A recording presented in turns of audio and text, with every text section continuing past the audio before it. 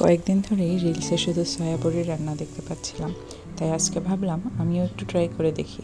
একটা ফ্রাইং প্যানে সরিষার তেল দিয়ে তাতে গরম মশলা আর জিরার ফোড়ন দিয়ে দিলাম পেঁয়াজ কুচি। এরপর একে একে রসুন বাটা, মরিচের গুঁড়া, হলুদ গুঁড়া, লবণ, জিরা, ধনিয়া, গরম মশলার গুঁড়া, এরপর পানি দিয়ে কিছুক্ষণ কষিয়ে দিয়ে হালকা কুসুম গরম পানিতে ভিজিয়ে রাখা সয়াবিনগুলো দিয়ে দিলাম। এরপর পরিমাণ মতো পানি দিয়ে কিছুক্ষণ কষিয়ে নেব। তারপরে বেশি করে ঝোল দিয়ে মাংসের মতো করে রান্না করে নেব। দেখতে তো বেশ লাগছে, একদম মাংসের মতো। একটু উঠিয়ে দেখি তো, উঠাতে গিয়ে দেখি উঠতেছে না। যাক, কোনো রকম একটা উঠাতে পেরেছি, দেখতে তো বেশ লাগছিল। এরপর আমি কিছুক্ষণ এটাকে রান্না করতে বসিয়ে দিয়ে আমি ততক্ষণে ক্যামেরাটাকে ঘুরিয়ে ফিরিয়ে আরও কিছু শট নিয়ে নিলাম। এরপর ঢাকনা খুলে দেখি রান্না রেডি।